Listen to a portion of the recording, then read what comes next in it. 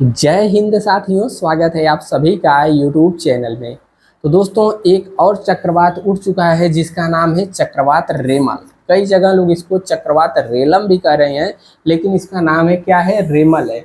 तो क्या है चक्रवात रेमल, कहाँ से उठा है, इसके अलावा हम लोग जानेंगे चक्रवात क्यों आता है, कब आता है और कैसे आता है।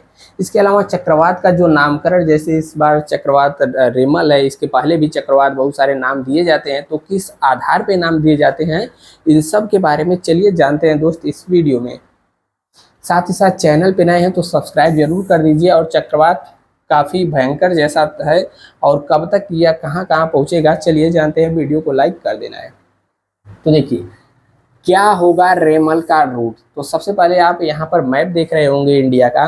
तो इंडिया का जो आप मैप यहाँ पर पहले एक बार देख लीजिए, ठीक है। इंडिया का यह मैप है और मैप के इस साइड क्या है, बंगाल की खाड़ी, बे ऑफ बंगाल, और इधर है अरबियन सी यानी कि अरब सागर। तो जो चक्रवात उठा है, चक्रवात कुछ उठा है यहाँ से बंगाल की खाड़ी से, और इसका रूट कुछ इस प्रकार से है, ठीक है। जैसे जैसे आगे बढ़ता जाता है चक्रवात की जो है ऊपर वाला हिस्सा यानी कि आगे हिस्सा फैलता ही जाता है। जैसे यहाँ पर आप देखेंगे चक्रवात कहाँ से उठा है, तो बंगाल की खाड़ी से उठा है, और इस प्रकार से इसका रूट आप देख सकते हैं।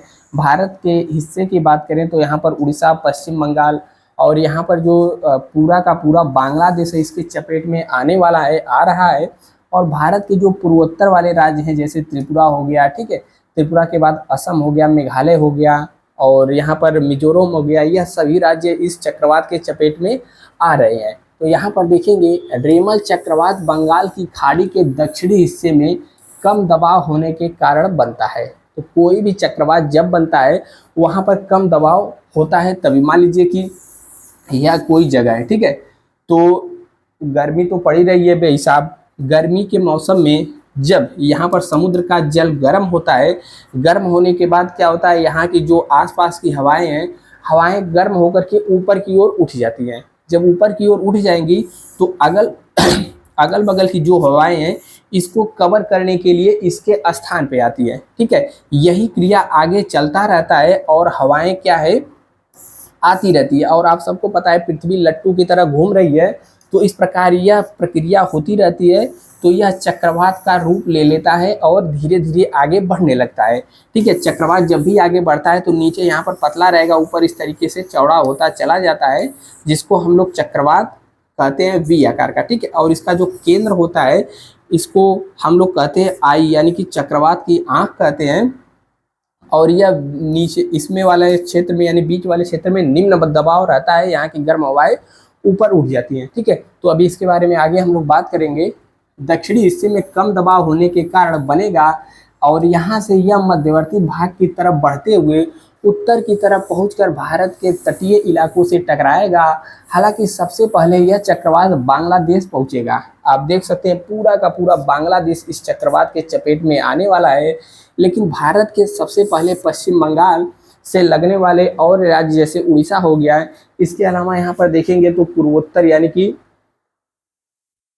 पूर्वोत्तर अंडमान निकोबार पर भी पहुंचने का अनुमान है, क्या आज की डेट में पहुंच चुका है, ठीक है। अंडमान निकोबार यहाँ पर देखेंगे तो यहाँ पर इसके चपेट में कम आने वाला है, लेकिन जो अन्य भाग हैं भारत के और बांग्लादेश पूरा का पूरा इसके चपेट में आ रहा है।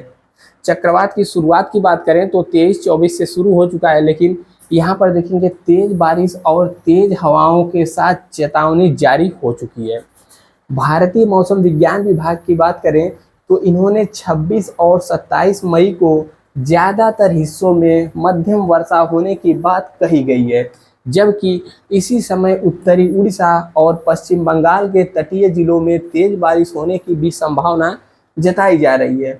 इसी तरह मिजोरम, त्रिपुरा, दक्षिणी मणिपुर के कुछ हिस्सों में बहुत अधिक बारिश होने का भी अनुमान लगाया गया है। और एक बात आप बताइए कि भारत में कौन सा ऐसा स्थान है जहां पर सबसे अधिक वर्षा होती है, कौन सा ऐसा राज्य है, नीचे कमेंट आपके लिए खुला है, जरूर बताइएगा, ठीक है। तो काफ़ी पूर्वोत्तर वाले हिस्से में ज़्यादा बारिश देखने को मिलेगी। और देखिए हवाएं क्या है, 102 किलोमीटर की प्रति घंटा की रफ्तार से यहाँ पर चलने वाली हैं रेमल चक्रवात के दौरान, ठीक है। हवाएं 102 किलोमीटर प्रति घंटा से चल सकती हैं। इसके कारण 26 और 27 मई को जो भी राज्य इसके चपेट में आ रहे हैं, चाहे पश्चिम बंगाल हो, उड़ीसा हो, यहाँ पर अलर्ट जारी कर दिया गया है। और जो भी मछुआरे हैं जो मछली पकड़ने के लिए खाड़ी में जाया करते हैं, समुद्र में जाया करते हैं, उनके लिए भी चेतावनी जारी करके उनको रोक दिया गया है। ठीक है, चक्रवात के दौरान समुद्र की स्थिति जो है कि नाजुक बनी रहेगी। और इसके अलावा इन तटीय राज्यों के पहुंचने के बाद यह चक्रवात और आगे बढ़ेगा और पूर्वी भारत में भी इसका असर देखने को मिल सकता है। और मछुआरों को मछली न पकड़े जाने की संभावना दी गई है उस वाले क्षेत्र में जाकर के। ठीक है, और देखेंगे हम लोग, देखिए किसने दिया तूफान का नाम। तो जब भी यह चक्रवात आता है, तूफान आता है, ठीक है, खासकर यहाँ पर बात करें हिंद महासागर वाले क्षेत्रों में, तो 13 देश हैं, यह सभी अपना नाम सुझाते हैं। जैसे यहाँ पर इंडिया हो गया, श्रीलंका हो गया, मालदीव हो गया, ठीक है, बांग्लादेश, बर्मा, यह सब जो इस वाले रीजन से लगे हुए देश है, इन्हीं के द्वारा एक नाम सुझाया जाता है। अब नाम क्यों सुझाते हैं, देखिए चक्रवात जब आता है तो अब मान लीजिए भारत में आए तो भारत इसका कुछ अन्य नाम रख देगा, इसी के सटे पाकिस्तान में भी गया तो पाकिस्तान कुछ अन्य नाम रख देगा। तो अध्ययन करने में या फिर याद रखने में बहुत सारी समस्या या फिर दिक्कत होती है इसको जानने में। इसीलिए यहाँ सब यह सब देश मिल करके एक सम्मेलन हुआ था, इसमें यह निर्णय किया गया था कि कोई भी चक्रवात आएगा सभी देश अपना नाम सुझाएंगे। ठीक है, सभी देशों के द्वारा नाम सुझाया जाता है और जो भी चक्रवात आता है उसी क्रम में नाम रख दिया जाता है। अभी लिस्ट भी दिखाएंगे। इस बार की बात करें तो चक्रवात रेमल बन रहा है, लेकिन लैंडफॉल कहाँ होगा बात हमने बता ही दिया। देखिए रेमल का अर्थ की बात करें तो रेमल का अर्थ होता है रेत। ठीक है, रेत यानी कि बालू, और यह एक अरबी शब्द है। यह नाम ओमान ने दिया है। किसने दिया है, आप यमन यहाँ पर है, यहाँ पर देखेंगे तो ओमान दिख जाएगा। ठीक है, तो यह नाम किसने दिया है आप नोट करेंगे, ओमान देश ने नाम दिया है। और रेमल कैसा शब्द है, अरबी शब्द है जिसका अर्थ होता है रेत। अब देखिए यहाँ पर नाम, देखिए चक्रवातों के नामों की सूची है और यह चक्रवात कैसा है, उष्णकटिबंधीय चक्रवात है। उष्णकटिबंधीय यानी कि जहाँ पर गर्मी ज़्यादा पड़ती है उस कटिबंधी वाले क्षेत्रों में इधर का ही चक्रवात तगड़ा आता है। 2020 से यह प्रभावित है और योगदान देने वाले राष्ट्र यानी कि देश हैं जैसे Bangladesh, Bharat, Iran, Maldives, Myanmar, Oman, Pakistan, Qatar, Saudi Arab, Sri Lanka, Thailand, UAE, Yemen, इस वाले रीजन में आता है। तो यही सब देश जो 13 देश हैं अपना एक एक नाम सुझाते हैं, अपना पूरा का पूरा 13 नाम सुझाते हैं। जैसे यहाँ पर बात करेंगे बांग्लादेश, तो यह सब नाम किसने दिया है, बांग्लादेश ने। ठीक है, भारत की बात करें तो यह सब नाम किसने दिया है, बांग्लादेश ने। तो यह सब जो निसर्ग आया था, गति आया था, निवार आया था, बुरेवी आया था, तौकाते आया था, तौकाते किसने दिया था, म्यांमार ने, यास आया था, गुलाब पाकिस्तान ने दिया था। तो यह सब नाम आगे से ही डिसाइड होते हैं। तूफान आते हैं तो इसी क्रम में नाम रख दिया जाता है। आप देखेंगे बिपरजॉय आया था, तेज आया था, हामून आया था, मिडेली आया था, बिचांग आया था, यह सब नाम रखा जा चुका है। वर्तमान में देखेंगे नाम क्या है, रेमल। तो रेमल नाम देखेंगे किसके द्वारा रखा गया है, ओमान के द्वारा। अब कभी चक्रवात आएगा तो इसका नाम क्या होगा, असना। कौन रखा है, पाकिस्तान। उसके बाद दाना आएगा। ठीक है, तो इसी प्रकार से चक्रवातों का नाम रखा जा चुका है। भारत का भी नंबर आएगा, चक्रवात बढ़ते जाएंगे तो नाम भी आता जाएगा। देखिए चक्रवातों के क्षेत्र और उनके नाम, विभिन्न एरिया में चक्रवात आते हैं। जैसे टाइफून की बात करें तो दक्षिण पूर्व एशिया और चीन वाले रीजन में आते हैं तो इसे टाइफून कहा जाता है। हरिकेन उत्तरी अटलांटिक और पूर्वी प्रशांत क्षेत्र में जब आता है, ठीक है, तो इसको हम लोग क्या कहते हैं, हरिकेन कहते हैं। विली विली जब ऑस्ट्रेलिया वाले रीजन में आता है चक्रवात तो इसे विली विली कहा जाता है।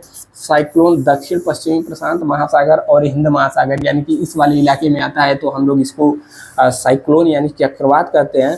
टॉर्नेडो की बात करें तो पश्चिम अफ्रीका और दक्षिणी संयुक्त राज्य अमेरिका में आता है तब टॉर्नेडो कहते हैं। और ठीक है, तो इस प्रकार से नाम हो गए हैं। ठीक है, नेक्स्ट हम लोग देखेंगे तूफान की संरचना यानी कि तूफान की उत्पत्ति कैसे होती है। चलिए एक नज़र इस पर देख लेते हैं। देखिए चक्रवात का निर्माण, देखिए हमारी यह पृथ्वी है। ठीक है, पृथ्वी को यहाँ से भूमध्य रेखा बांटती है, इधर कहते हैं उत्तरी गोलार्ध और इधर कहते हैं दक्षिणी गोलार्ध। जो उत्तरी गोलार्ध है, उत्तरी गोलार्ध में जब हवाएं आती हैं तो हवाएं क्या होती है, दाहिनी ओर मुड़ जाती है, ठीक है।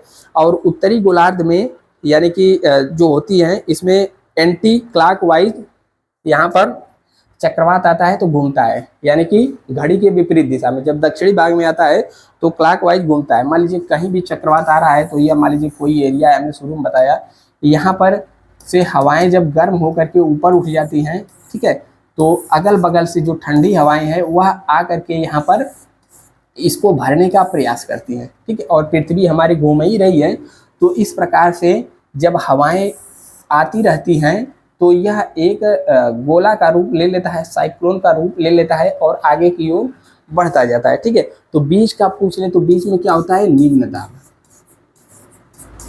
ठीक है। और अगल बगल से हवाएं कहाँ से आती हैं, उच्च दाब से आती है। जब इस प्रकार से आती हैं तो हवाएं, जब आप भूगोल पढ़ेंगे तो कुछ इस प्रकार से दिया रहता है। उत्तरी गोलार्ध में फेरल के नियम के अनुसार या फिर फेरल के नियम के अनुसार बात करें, कोरियालिस बल के फेरल के नियम के अनुसार बात करें तो उत्तरी गोलार्ध में जब हवाएं आती हैं तो क्या अपनी ओर दाएं ओर घूम जाती हैं, ठीक है, हवाएं दाएं की ओर घूम जाती हैं।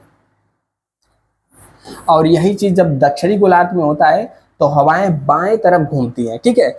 उत्तरी गोलार्ध में दाएं, दक्षिणी गोलार्ध में बाएं, तो इस प्रकार से जब घूमती रहती हैं तो एक साइक्लोन का निर्माण हो जाता है, क्योंकि अंदर निम्न दाब है और अगल बगल उच्च दाब है, ठीक है। यहाँ पर हवाएं एंटी क्लॉकवाइज, हवाएं कैसी एंटी क्लॉकवाइज घूमती रहती हैं, ठीक है। जब इस प्रकार से घूमती हैं तो इस प्रकार देखेंगे बड़े साइक्लोन का निर्माण हो जाता है और नीचे पतला रहता है और ऊपर जाके कुछ इस प्रकार से वी आकार का हो जाता है। इसको हम लोग कहते हैं साइक्लोन की आंख, ठीक है। और यह इसी तरीके से घूमता हुआ चला जाता है। आप गर्मी के दिनों में इस समय देखेंगे या फिर जब गेहूं कटाता है तो गर्मी तो रहती ही है खेतों वगैरह में, खेतों में जब धूप पड़ता है वहाँ का गर्म हवाएं जब ऊपर उठ जाती हैं और अगल बगल से हवाएं जब आती हैं तो एक बवंडर का रूप ले लेता है और इस तरीके से नाचता है। गांव में उसको बच्चे लोग क्या कहते हैं, भूत आया है।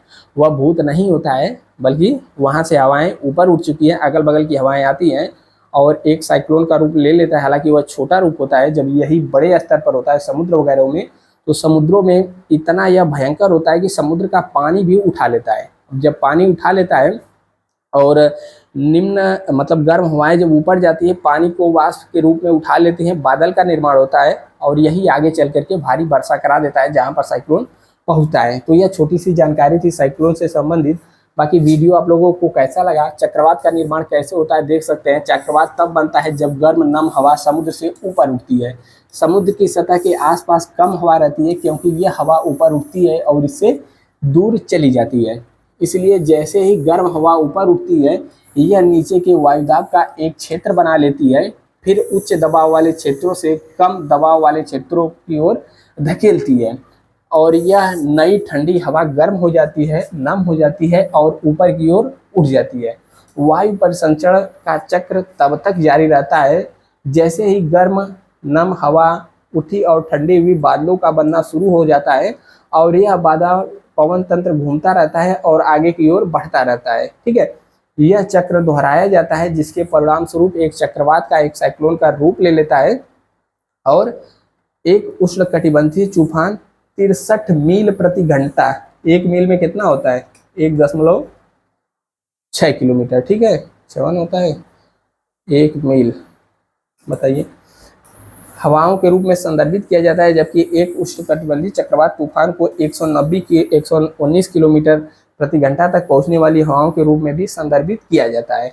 उष्णकटिबंधीय चक्रवात 5 से 30 डिग्री, मान लीजिए या पृथ्वी हमारी यह 0 डिग्री गई तो इससे क्या होता है 5, यानी कि 5 इधर कहीं होगा, 30 इधर कहीं होगा, ठीक है। तो उष्णकटिबंधीय चक्रवात इस वाले रीजन में बनते हैं। बाकी इतना ही इस वीडियो में, और कोई भी यदि आपको जानकारी लेना हो बताइएगा और नीचे कमेंट करके एक बार शेयर कर देना है। मिलते हैं नेक्स्ट वीडियो में। जय हिंद।